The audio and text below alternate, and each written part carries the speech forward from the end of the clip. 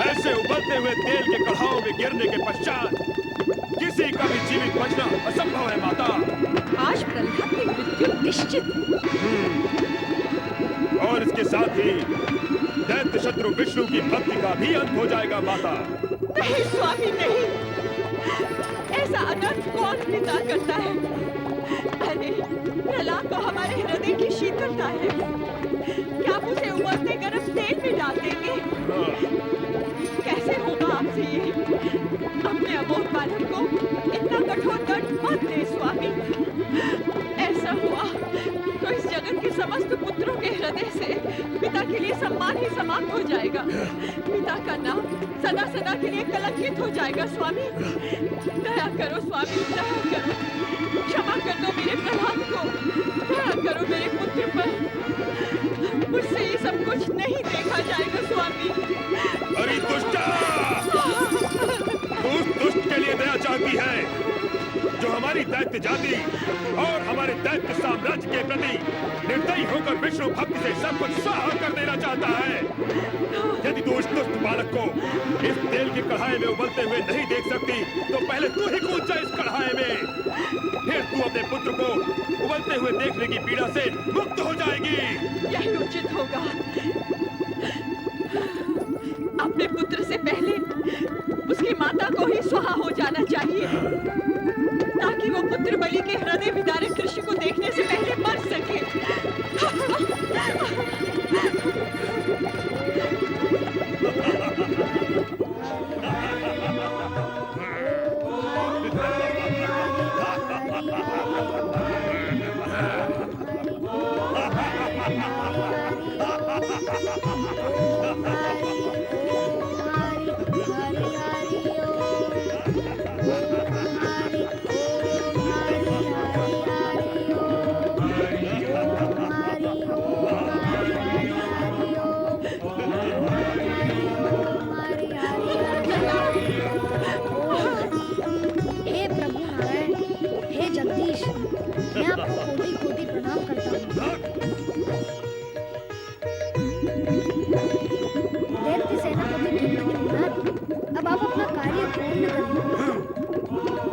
श्री विष्णु के श्री चरणों में जाने के लिए तैयार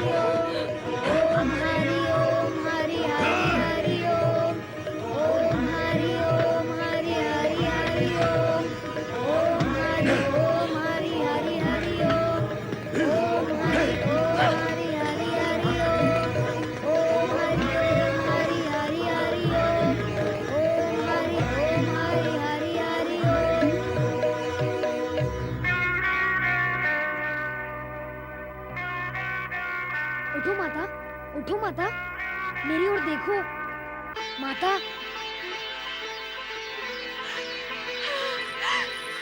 प्रहलाद, मेरे पुत्र।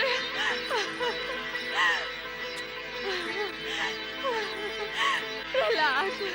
प्रहलाद मेरा परम शत्रु है, केवल मेरा ही नहीं अपितु समस्त दैत्य जाति का शत्रु है। दैत्य शत्रु का विनाश होना ही चाहिए, अन्यथा दैत्य जाति का पतन निश्चित है।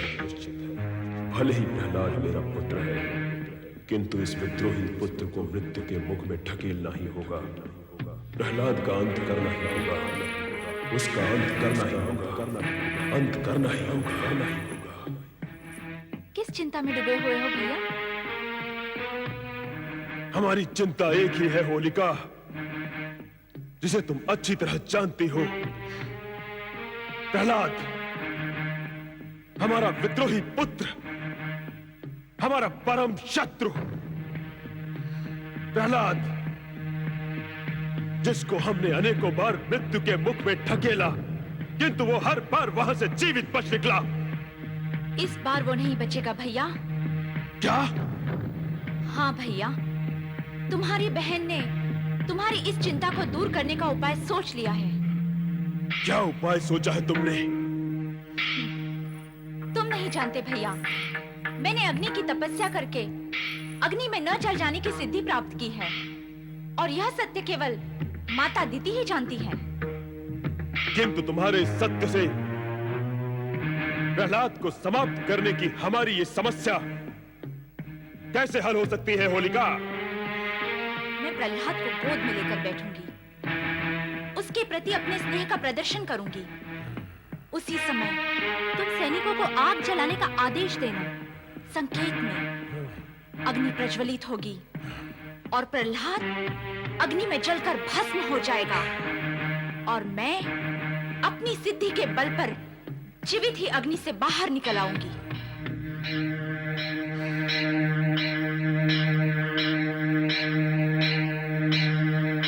क्या हुआ भैया? क्या मेरी ये युक्ति तुम्हें ठीक नहीं लगी? तुम्हारी युक्ति तो ठीक है, किंतु हम ये सोचते हैं कि प्रहलाद ने विष्णु भक्ति करके ऐसी चमत्कारी सिद्धियां प्राप्त कर ली हैं, जिसके कारण मृत्यु उससे दूर रहती है। यदि तुम्हारी युक्ति भी उसके सामने विफल हो गई, तो फिर हम क्या करेंगे? नहीं भैया, इस बार ऐसा नहीं होगा। मैं आपको विश्वास दिलाती हूँ कि जब तक प्रहलाद अग्नि में जलकर भस्म नहीं हो जाएगा, मैं भी अग्नि से बाहर नहीं निकलूंगी। तो तुम्हारे विचार से हमें ये कार्य कब करना होगा? आगामी फागुन की शुक्र पूर्णिमा को। आगामी फागुन की शुक्ल पूर्णिमा को। इतनी बड़ी चिता नहीं बच पाएगा प्रहलाद, नहीं बच पाएगा, नहीं बचेगा प्रहलाद, नहीं। हाँ, होलिका के अग्नि स्नान के लिए ये चिता उत्तम है।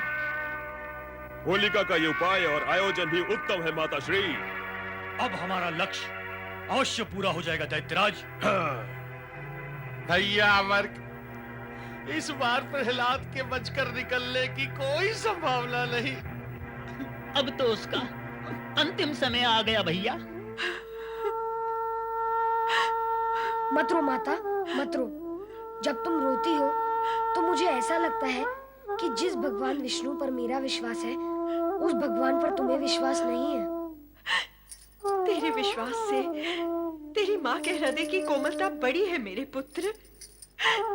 इस जगत में मेरे अतिरिक्त अन्य कौन ऐसी अभागन माँ होगी जिसने अपने प्राणों से भी प्रिय पुत्र को मृत्यु के विकराल जबड़ों में बाहर बाहर जाते हुए देखा हो।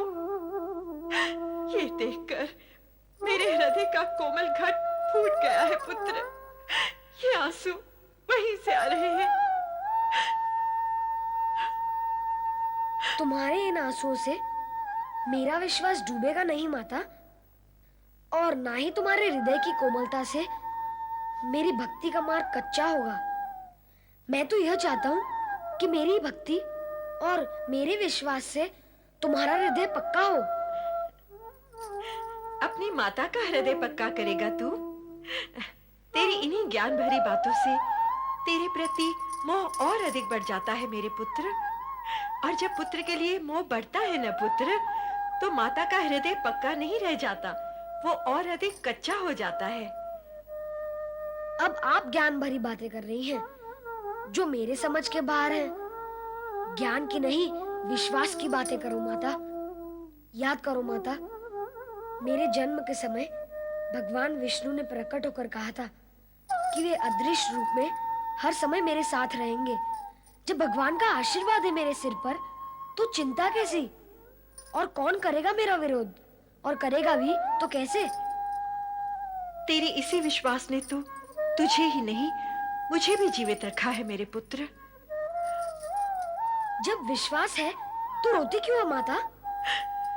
तुझ पर बार बार अत्याचार होता है, अन्याय होता है, वो भी तेरे ही पिता द्वारा, जिसे मैं असहाय और विवश होकर देखती रहती हूँ तो मुझे रोना आता है पुत्र। वो दृश्य और उन दृश्यों की दुखद स्मृति मुझे रुला देती है प्रहलाद। इसका एक सरल उपाय है माता। भविष्य में ऐसा कुछ हो तो तुम मेरे आसपास देखना, तुम्हें भगवान विष्णु नजर आएंगे। उनकी उपस्थिति का ध्यान करेंगे तो रोना नहीं आएगा माता। शुभ बोल मेरे पुत्र, विधाता न करे भविष्य में ऐसा कुछ हो। इतनी बार हुआ है तो फिर हो सकता है माता, इसमें चिंता कैसी? यदि हो जाए तो वही करना जो मैंने कहा है। मेरे आसपास भगवान विष्णु को देखना, वे दिखाई ही देंगे। बस समझ जाना, मेरा बाल भी नहीं बांका होगा। नहीं प्रहलाद, तू जितना विश्वास मुझ में नहीं है पुत्र। तू देखते रहना भगवान विष्णु को, पर मैं तो तुझे ही देखती रहूंगी। मेरे तन का रोम रोम तुझे ही देखता रहेगा। मैं तेरे पास खड़े भगवान तक नहीं पहुंच पाऊंगी।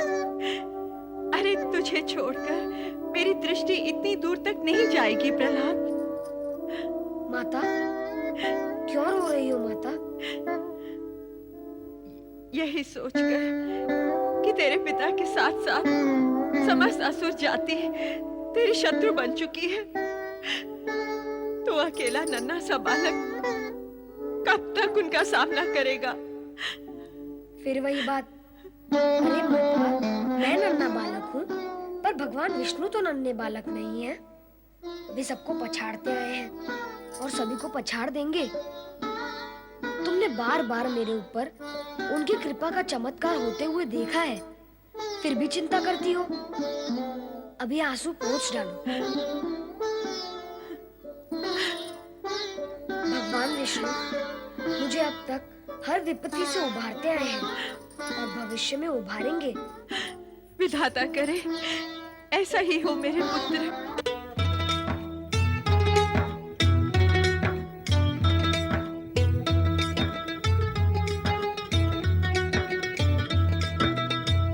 मेरी रक्षा वो ही करेंगे, हूँ संतान मैं जिनकी। अंग संग मेरे हर पल वो है, हूँ पहचान मैं जिनकी।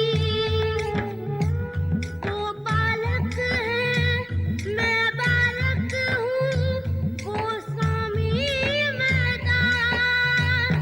हरि बोल बोल बोल मन बोल बोल बोल, हरि बोल बोल बोल मन बोल बोल बोल, हरि बोल बोल बोल मन बोल बोल बोल, हरि बोल बोल बोल मन बोल बोल बोल।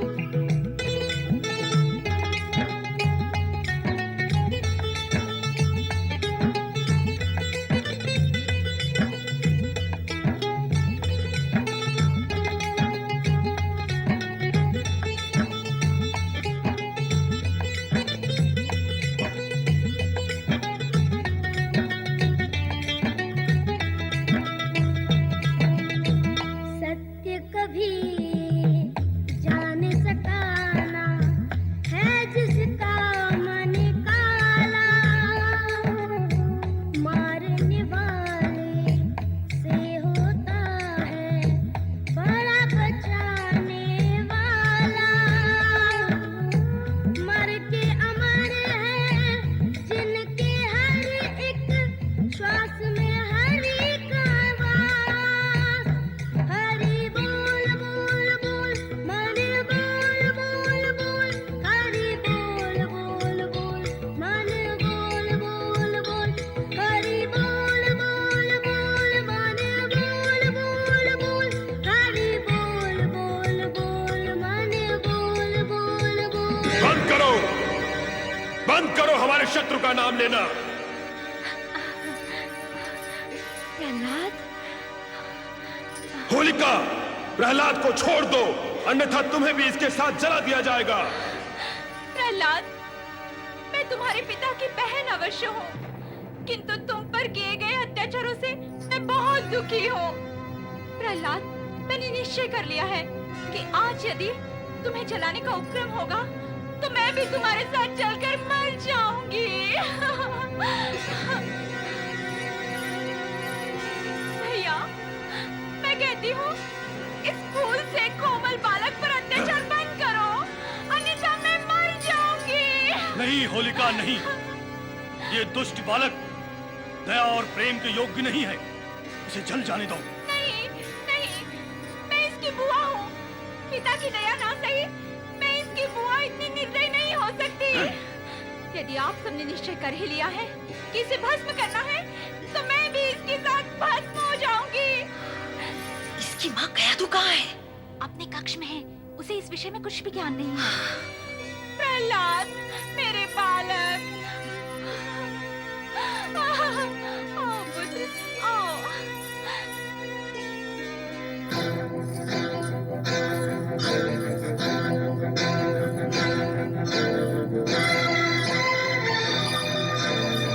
एक बार फिर सोच लो होलिका, अब भी समय है। जलने मरने का विचार त्याग दो। नहीं भैया, मैं प्रहलाद पर अत्याचार होते नहीं देख सकती। प्रहलाद, प्रहलाद, प्रहलाद। सेनापति दुंदुभिनाथ, चिता में आग लगा दो।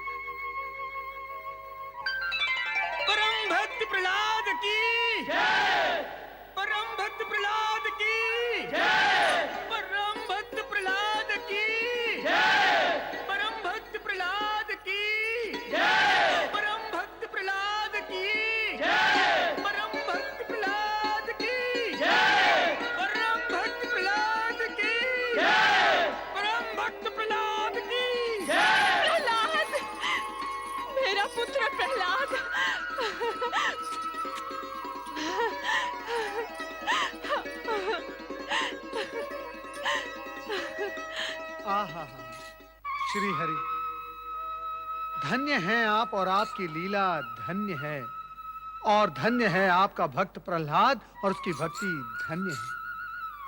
फाल्गुन की ये पूर्णिमा होलिका दहन के नाम से सदा सदा के लिए प्रसिद्ध हो जाएगी। नारायण नारायण नारायण, भजमन नारायण नारायण नारायण। श्री हरि, बड़ी विचित्र है आपकी लीला। जिस प्रहलाद को जलाने का आयोजन था वो फूलों पर बैठा मिला, और जिसे ना जलने का वरदान प्राप्त था वो होलिका अग्नि में जलकर भस्म हो गई। धन्य है आप और आपकी लीला धन्य है। श्री हरि, आप ही की लीला के कारण भक्त प्रहलाद अग्नि से कुंदन की भांति निकल आए। नारद, लीला तो तुम्हारी भी कम विचित्र नहीं है। हमारे समक्ष हमारे भक्त प्रहलाद की भक्ति का गुणगान कर रहे हो और वहां होलिका की स्मृति में फाल्गुन शुक्ल पूर्णिमा को होलिका दहन का त्योहार घोषित कराए। प्रभु, तो क्या आप मेरी इस घोषणा से सहमत नहीं हैं? असहमत होकर हम इस सत्य को कैसे नकार दें? कैसा सत्य प्रभु? यही कि फाल्गुन शुक्ल पूर्णिमा के दिन दुष्ट शक्तियों का नाश व भक्ति की विजय का दिन माना व मनाया जाएगा। युगों युगों तक ये परंपरा चलती रहेगी। शुभ संकेत दिया प्रभु आपने, किंतु आप अब मुझे ये बताएं, भविष्य में क्या होगा? क्या होलिका दहन के पश्चात उसका भाई हिरण्यकश्यप सब कुछ मौन रहकर सहन कर पाएगा? बहुत चतुर हो नारद, हम पर भी अपनी लीला चलाए बिना नहीं चूकते। भविष्य जानने के लिए अतीत का पल्लू पकड़ लेते हो। अत्यधिक चतुर हो तुम। अब प्रभु, आपका भक्त चतुर नहीं तो क्या बुद्धू होगा? नारायण नारायण। हाँ तो प्रभु, मैं आपसे ये पूछ रहा था कि हिरण्यकश्यप क्या मौन रहकर सब कुछ सहन कर लेगा? कदापि नहीं। वो अपनी दैत्य दुष्वृत्ति के वशीभूत होकर और अधिक अत्याचारी हो जाएगा। अर्थात चरम सीमा पर पहुंच जाएगा, उस सीमा रेखा पर जहां पहुंचकर सर्वनाश निश्चित है। तुम्हारा अनुमान सही है नारद।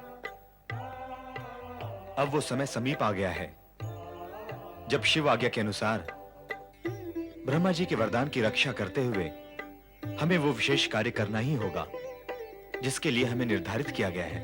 ये विशेष और निर्धारित कार्य क्या है प्रभु? इस विषय में आपने कुछ स्पष्ट नहीं किया।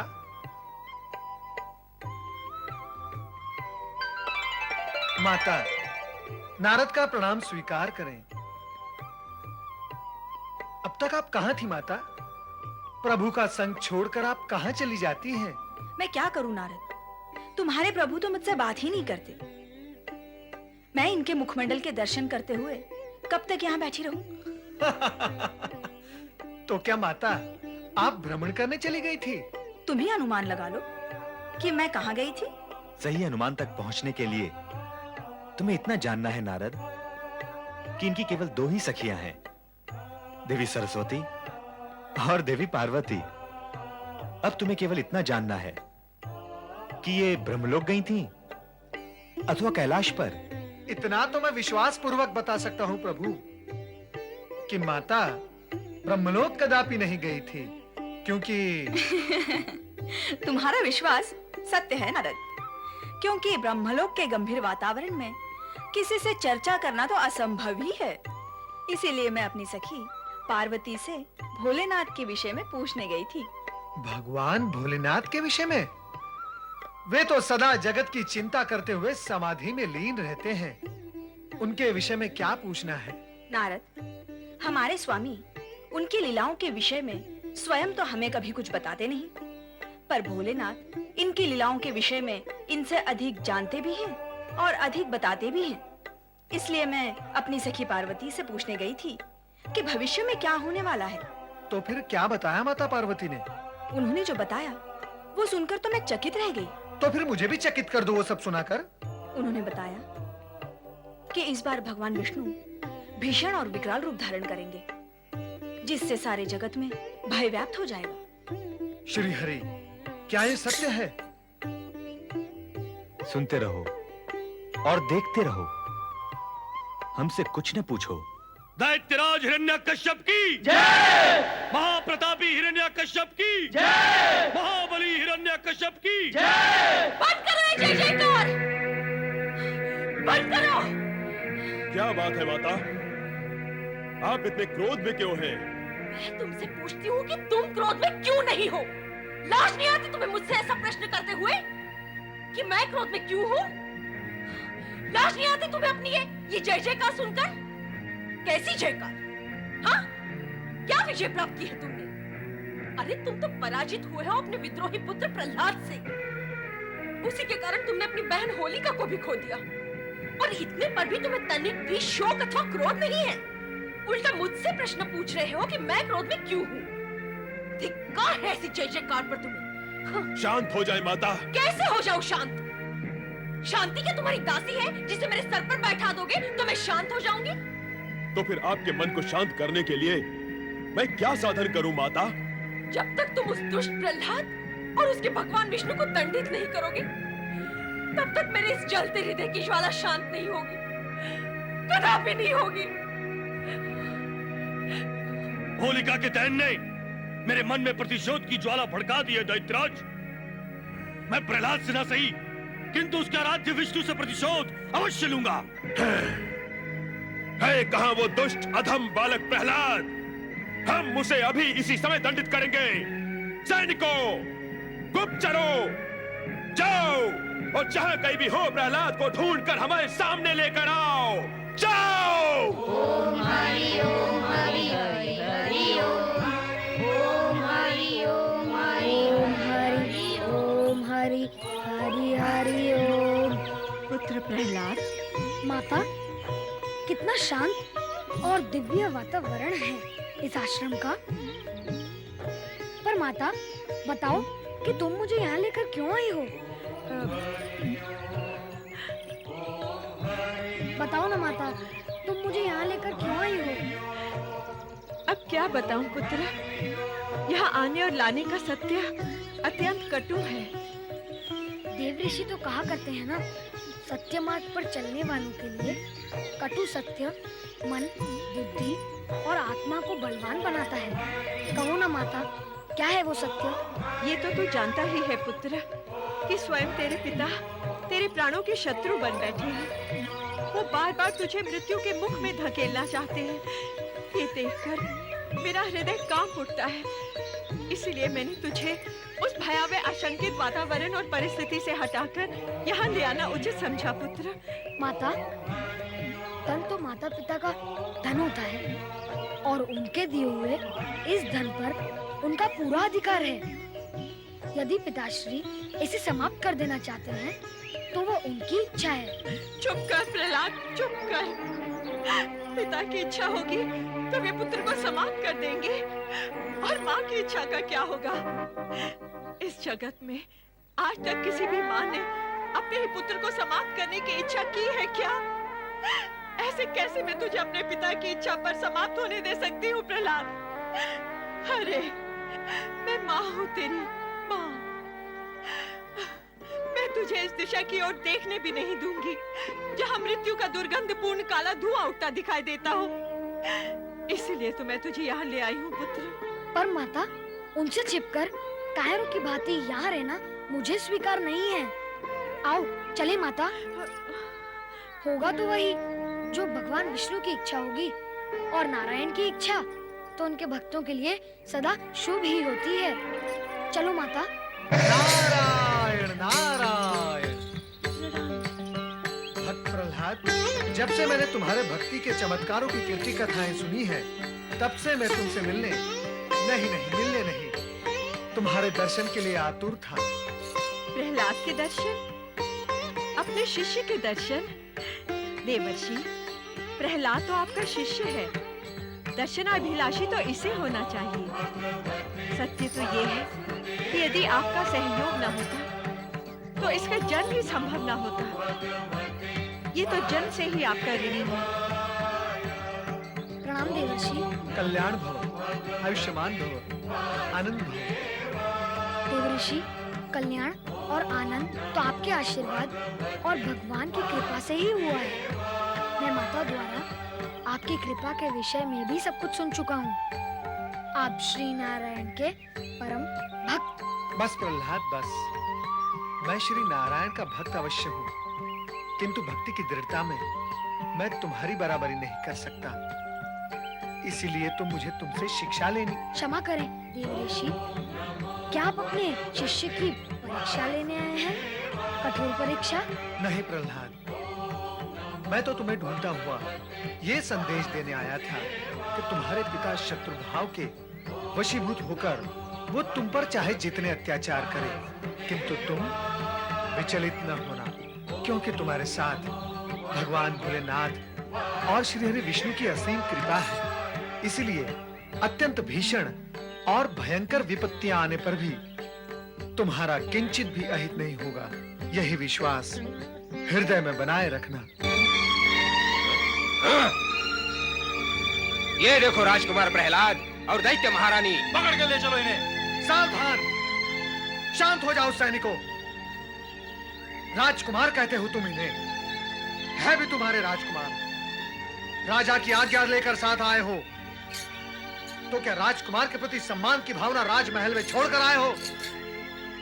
यदि आप राजकुमार को ले जाना चाहते हो तो ले जाओ, किंतु सम्मान के साथ। नहीं, मैं प्रहलाद को नहीं जाने दूंगी। अभी अभी देवऋषि ने क्या कहा माता? तुम व्यर्थ ही चिंता करती हो। मुझे कुछ भी नहीं होगा माता। ये तेरा सोचना है पुत्र, क्योंकि तेरे साथ तेरे भगवान विष्णु हैं। तो मेरा सोचना कुछ और है, क्योंकि मेरे साथ मेरे पुत्र प्रहलाद की चिंता और उसका मोह है। माता, जब तुम मानती हो कि मेरे साथ भगवान विष्णु हैं और यह भी कहती हो कि तुम और तुम्हारी ममता मेरे साथ हैं, जब मेरे साथ भगवान विष्णु और तुम दोनों हो, तो क्या तुम्हारे साथ भी भगवान नहीं हुए? देखा देवर्षि आपने, इस बालक का बुद्धि कौशल कितना चतुर है आपका शिष्य। यही तो मैं तुमसे कह रहा हूं दैत्य रानी, कि कितना निर्भय और होनहार है आपका पुत्र। आप निश्चिंत रहें और उसे जाने दें। मुझे खोजने में तुम्हें बहुत कष्ट हुआ होगा सैनिकों। अब मुझे साथ ले जाकर अपना कष्ट दूर कर लो। ओम हरि हरि हरि ओम। प्रहलाद स्वेच्छा से सैनिकों के साथ चल पड़ा, किंतु उसकी माता उसके लिए व्यथित थी कि न जाने उसके पुत्र के भविष्य का क्या होगा। किंतु भूत, वर्तमान और भविष्य के अधिकारी पालनहार भगवान को तो अपने भक्त की स्थिति का ज्ञान था, जो हर प्रकार से उसके रक्षक थे। जिस प्राणी को सर्वेश्वर नारायण की कृपा प्राप्त होती है, उसे भोलेनाथ का आशीर्वाद भी प्राप्त होता है। उसी के अनुसार ब्रह्मा की कृपा भी भक्त को प्राप्त होती है। ऐसे त्रिदेव को कोटि कोटि प्रणाम।